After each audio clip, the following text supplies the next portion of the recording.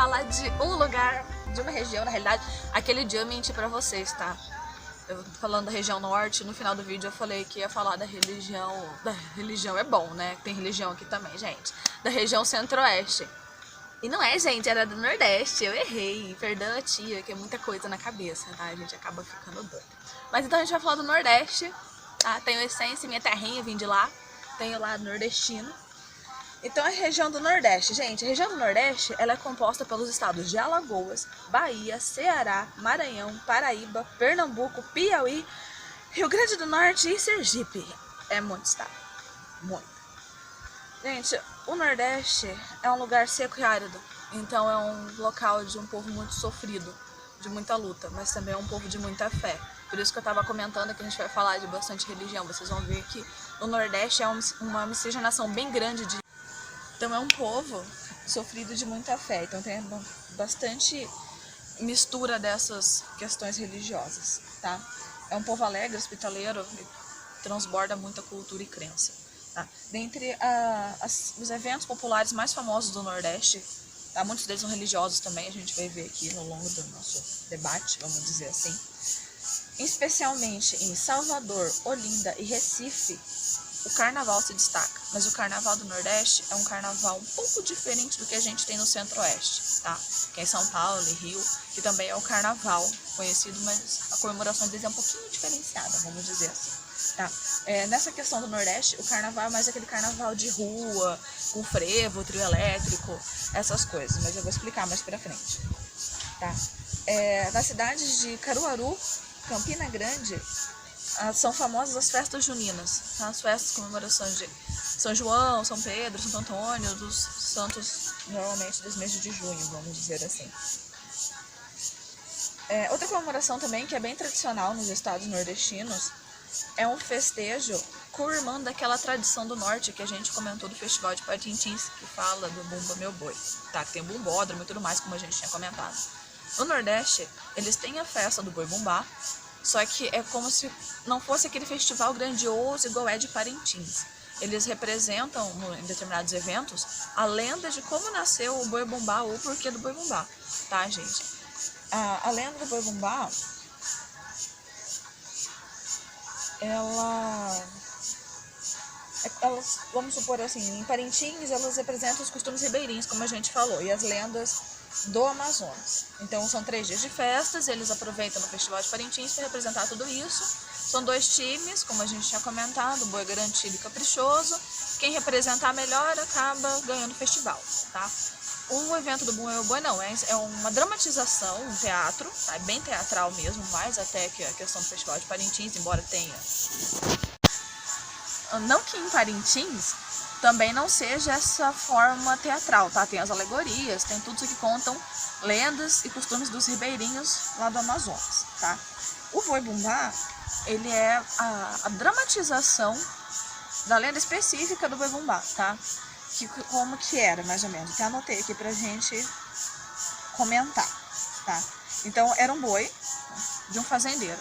Então, o fazendeiro tem o seu boi roubado por um rapaz que era serviçal dele, porque a mulher estava grávida e a mulher estava com desejo de comer a língua do boi do fazendeiro. E era um boi que o fazendeiro gostava muito. Então, quando o fazendeiro descobriu que o boi dele tinha sido roubado e mataram para comer a língua do boi, ele exigiu que dessem um jeito de ressuscitar o boi dele. Então, no meio dessas comemorações, desses rituais, assim, o boi é ressuscitado e a mulher mata a lombriga lá de comer a língua do boi. Então essas encenações é mais ou menos dessa, mais ou menos não, né? É dessa história do Boi Bumbá, de como saiu a lenda, porque que o boi ressuscita, tudo mais, tá? Então ele é um pouco diferente. Os outros costumes que tem no Nordeste também, tá? E foi trazido pelos portugueses aí nesse caso, é o reisado, que nada mais é do que a folia de reis, que a gente comentou também, tá? Foi trazido um espetáculo pelos portugueses, ele é um espetáculo popular nas festas de Natal e nas festas de Reis, então é como se fosse a mesma festa com nomes diferentes, porque varia de região, tá? Normalmente o reisado ele é praticado e o palco para acontecer o reisado é na praça pública, tá, da cidade, e depois cada bairro sai com o seu. Nada mais é do que realmente a folia de Reis, tá? E sempre começam, o rezado, eles começam a rodar entre as cidades e nos seus bairros a partir do dia 24 de dezembro. Que é para comemorar, e vem cantando e dançando, como eles representam como os continuadores dos reis magos, tá? Que vieram do Oriente para visitar o menino Deus. Outra evento, outra manifestação cultural que a gente tem no Nordeste, também de influência portuguesa, é a marujada, tá? A marujada é às vezes acontece em determinados eventos, é um tipo de bailado, vamos dizer assim, popular muito antigo, tá? Que consiste na dramatização de das lutas e batalhas portuguesas, tá? Das tragédias que foram as conquistas marítimas. Então a marujada, ela vem com esse aspecto de representação da conquista da coroa portuguesa, vamos dizer assim. Nessas festas de cunho religioso que a gente tem no Nordeste, a grande maioria vem acompanhada de um estilo musical chamado zabumba, tá? A zabumba, ela normalmente ela pode ter dois vieses, vamos dizer assim, de utilidade.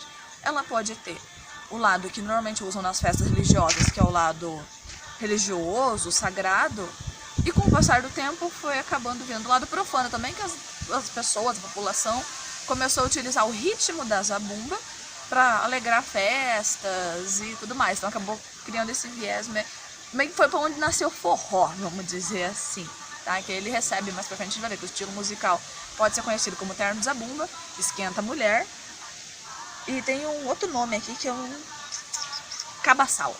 Então vocês podem ver, é bem sugestivo, tá? O estilo musical da zabumba, então nas manifestações de fé, elas tocam salvas, rezas e puxam coros de novenas, e enfim, tá? Ele é um estilo de dançar, foi onde acabou dando a origem também do forró, tá? Então a gente vai ver na aula de Nordeste a parte prática do forró. O forró que acabou vindo, for all, nasceu o forró, for all, para todas as pessoas, ou seja, um ritmo popular.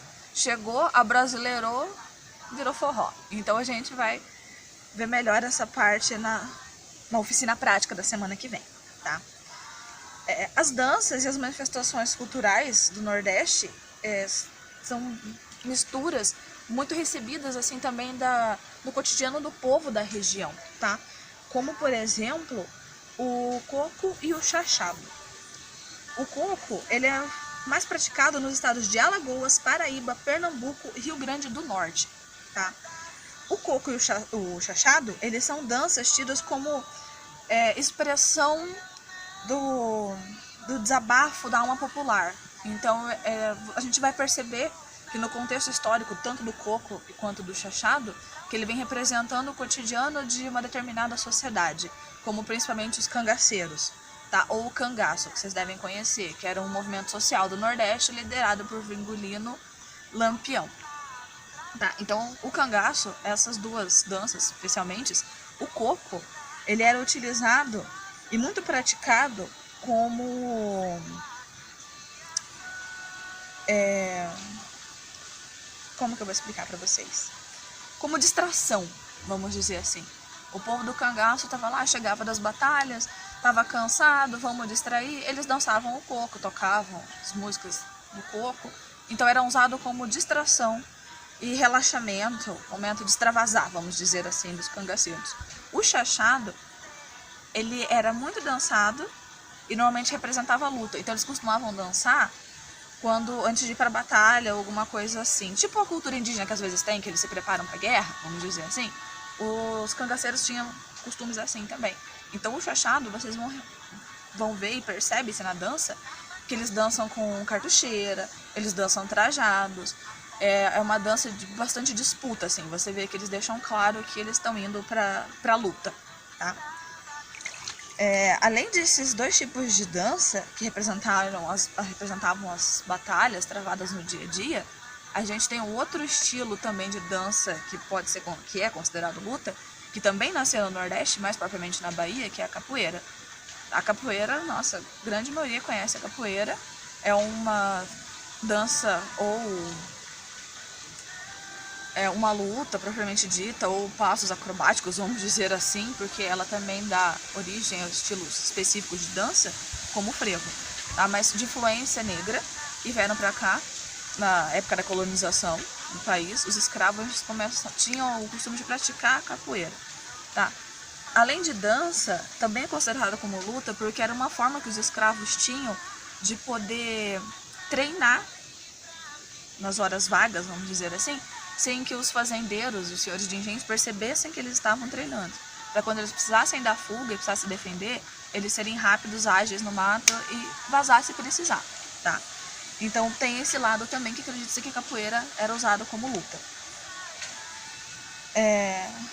Ela é principalmente conhecida praticada em Bahia e Pernambuco, tá? A luta em si é o uso de passos e acrobacias, tá? Eles fazem a capoeira em si, ela é executada de forma não tão agressiva como se fosse para utilizar numa luta propriamente dita, mas você deixa claro elementos de um certo combate, vamos dizer assim. O som da capoeira é um instrumento característico berimbau, tá? Muita gente deve conhecer, mas a gente vai explicar um pouquinho. Então ele é composto de um arco de bambu, uma cabaça cortada, ou seja, tipo uma purunga cortada ao meio, o cachixi, que é uma cestinha com sementes que faz um barulho tipo de chocalho, e o dobrão, que fica nesse arco com arame, onde eles batem a vareta de bambu e faz ressonar o som metálico, tá?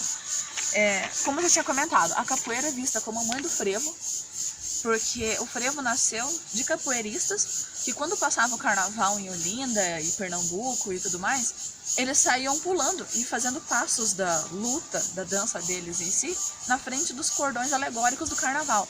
Então iam as bandas musicais, o cordão, e eles pulavam na frente e iam fazendo os passos de acrobacia, de capoeira e tudo mais. Então começou daí, a galera começou a gostar, foi pegando o gosto popular, que é aquilo que a gente falou dessa questão folclórica, que tem que cair no gosto do povão, vamos dizer assim, e nasceu o frevo. O frevo nada mais é do que frevura. Então, vai fervendo que o negócio dá certo. Freve, bota pra ferver. Por isso nasceu do carnaval. É uma representação, uma dança de cunho coletivo. Então, carnaval de rua, Olinda, todo mundo no frevo, tá? O frevo, além dessa característica de carnaval de rua, ele também pode ser praticado dentro de salões, tá? Então tem as competições de frevo, sabe? Os lugares que ensinam o frevo, como se fossem escolas mesmo, academias do estilo clássico da região, tá? Outros costumes de origem afro no Nordeste, a gente pode citar o maracatu, a festa de Iemanjá e a lavagem da escadaria do Bonfim, tá? O maracatu, gente, ele é originário do Recife e surgiu com uma procissão em louvor a Nossa Senhora do Rosário dos Negros, tá? Ou seja, os negros daquela época, eles tinham a religião deles que batiam o candomblé, tá? Eu vou explicar um pouquinho o que é candomblé mais pra frente.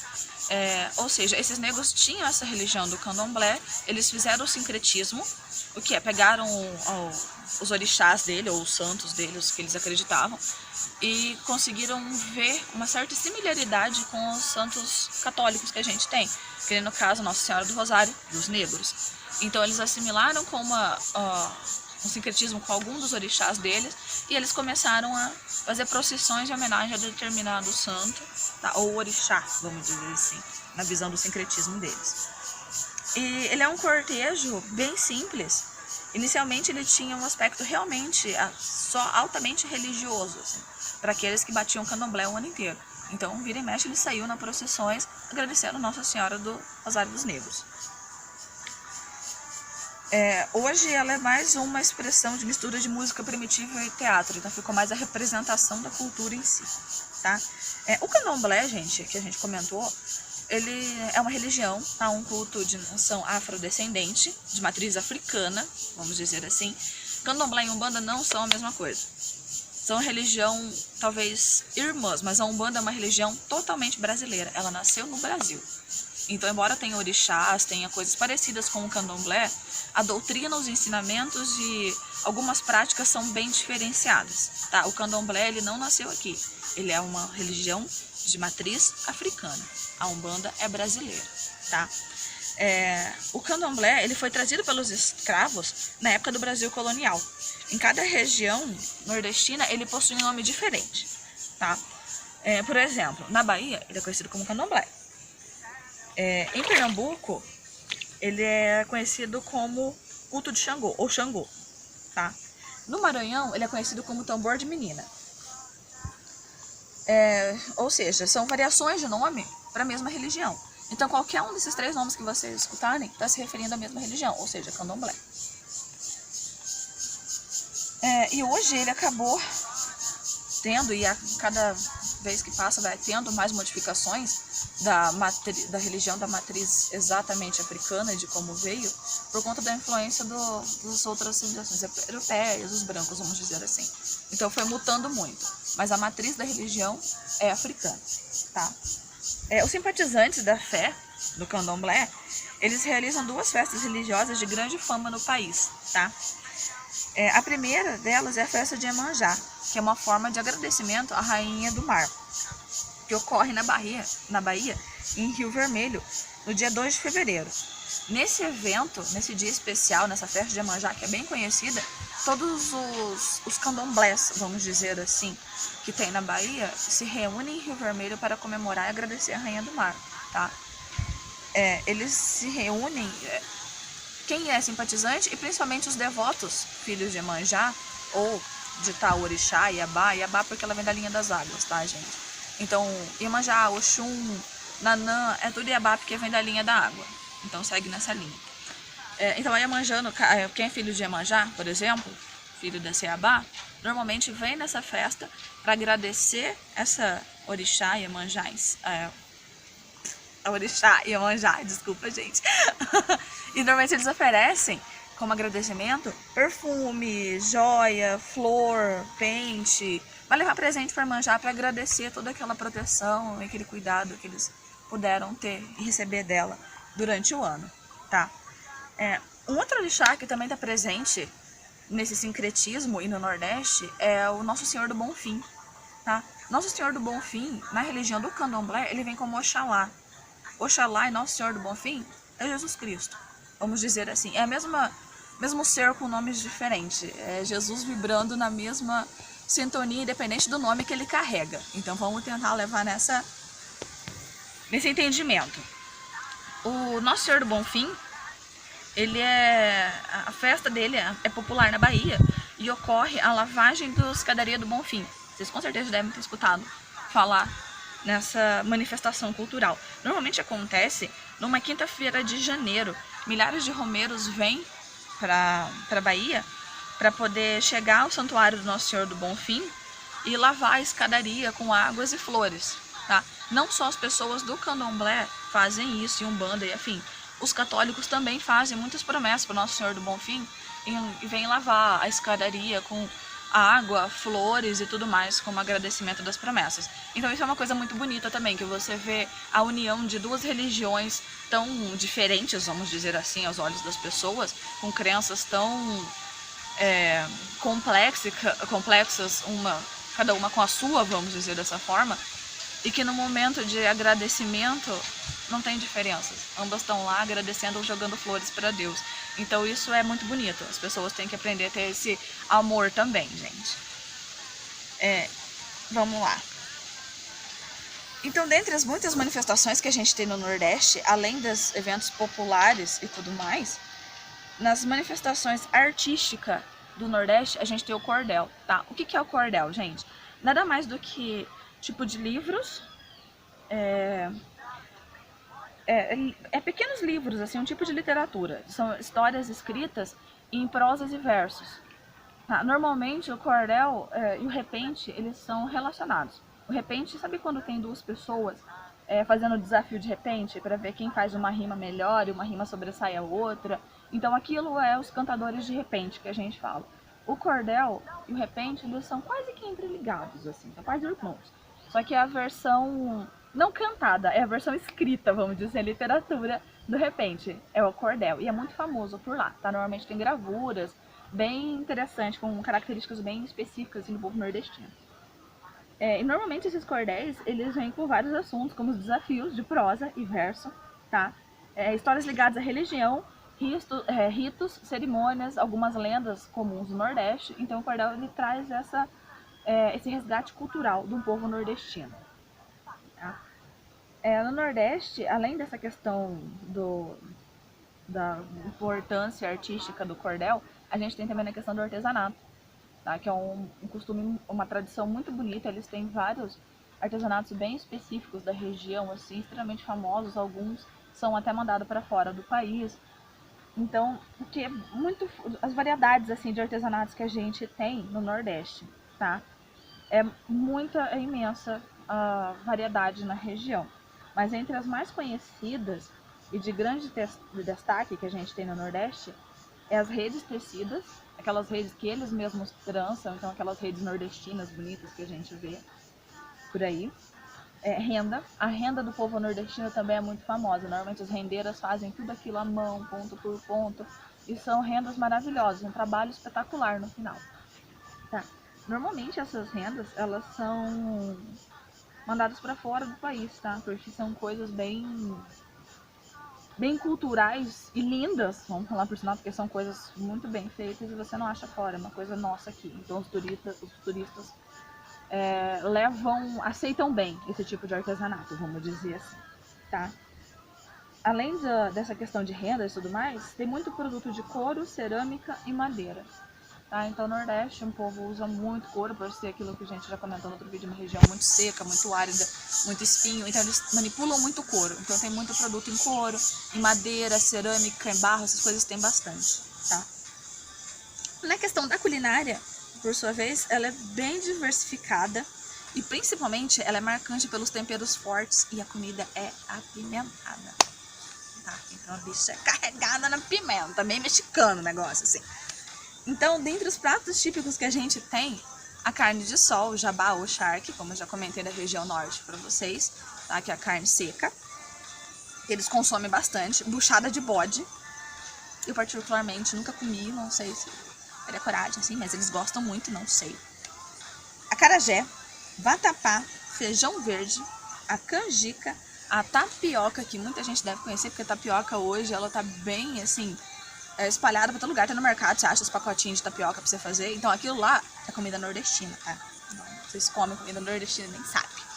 A tapioca, os peixes e frutos do mar. Então a gente percebe que a alimentação deles é bem variada e com muita influência. A gente vê a influência dos negros na tapioca, acarajé e tudo mais. Vê a influência dos índios no peixe. Sabe? Então a gente consegue perceber bastante diversidade, saiu, difícil. A gente consegue ver bastante diversidade cultural e de vários povos, assim, miscigenados, tá? Então o Nordeste é muito legal e é muito rico nesse quesito. Agora, hoje sim, estou falando certo, próxima aula, Centro-Oeste e Sudeste, tá? Não vou mentir pra vocês mais. Até a próxima, gente. Tchau!